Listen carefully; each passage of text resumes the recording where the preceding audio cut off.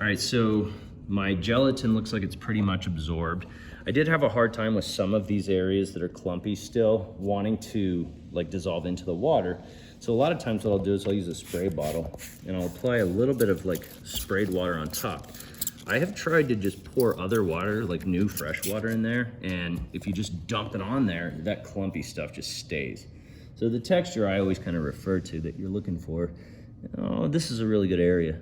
I always kind of say is brain-like and kind of reticulating, very organic looking. So my other water is nice and boiled now, so I'm gonna go ahead and grab 2 cups of that.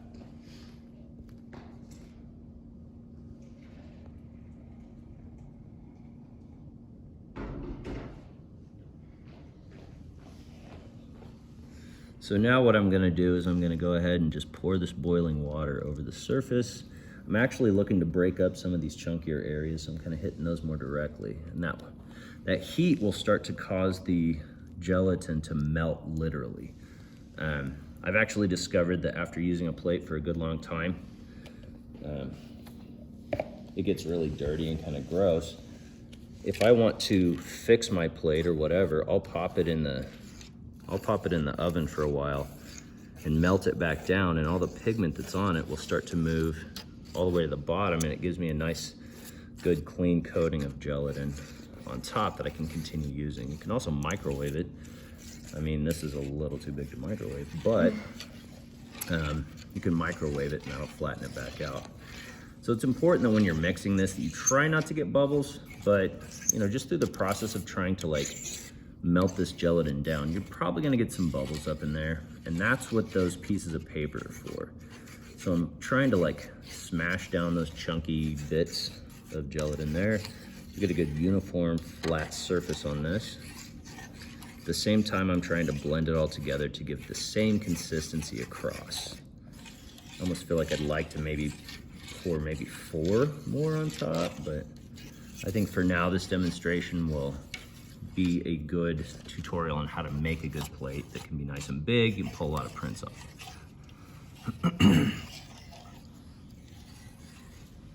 I will say that like if you spill this somewhere and it starts to set up, it's pretty gross. First time I ever did this, I had like 10 high school students doing this with me. They got really messy. The end of the day, I remember walking past that spot and it felt like I was like walking on gummy bears. Probably because there's gelatin and gummy. So I'm feeling like I'm getting there. You can see that I used this as a palette before. Like I used to have a really sweet palette on here. It's not really gonna hurt anything because that paint's underneath. The only problem would be like if, for some reason, this area that's a little higher won't allow me to get a good coating of gelatin over it. Then I would have some texture that I could contend with or have to contend with rather later. I'm really deep on this side. So I think I'm actually maybe gonna put something under this to get it to level a little bit better. I feel like I have a pretty good texture going on. I'm not worried about the bubbles just yet. Ew, now it's getting really odoriferous.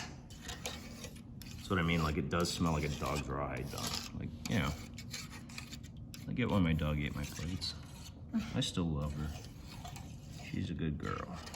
Okay, so now I'm gonna kind of like work this back and forth. Ew. When I talk about viscosity, viscous, I'm looking for a certain quality here. I don't want it watery, and I don't want it so thick that I can't cast it in the shape I want. So more or less, once this starts to cool off, it'll start to cast where I want it. Okay, now what I'm gonna do is just grab a magazine or something under here. Try to get that a little more level. Ew, I smell it. Yeah. Okay, so that looks pretty good to me. Sometimes I blow on it just to get some of the bubbles out, because those bubbles, if they stay in there, they'll create a whole bunch of little circles on here, and that'll be on every print you do. So now I'm gonna go ahead and skim, and I just work gently over the surface. And you're gonna get a little bit of gelatin on your paper, and that's the idea. But you also wanna, like, if you have any foam on the surface, you wanna absorb it off the surface as well. So it's kind of serving, you know, two functions here, whereby it takes your foam away, it takes the bubbles away, and it kind of helps you to regulate the surface. It's like looking like a pretty good plate. I feel pretty accomplished. My first couple of plates when I did this looked like real garbage and trash, but they still made really cool prints. There we go. The nice thing about this process is you don't need any special inks. You can use acrylic paint as your ink. What I really like to do is use water-soluble block printing ink because it seems to really lay on the surface nicely and transfer really beautifully. Okay, see any bubbles there? It's pretty good to me.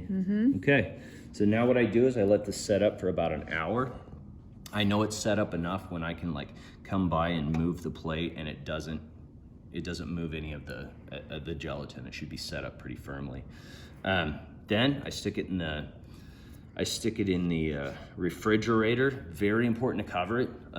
This is drying out the whole time that it happens, and so even when it sets up, it'll be evaporating moisture out of the plate content. And the way this works, and the reason it's such a good plate for hand printing, is because that moisture inside keeps your inks wet on the surface so that you can just lay your paper on top and literally pull handprints off the top.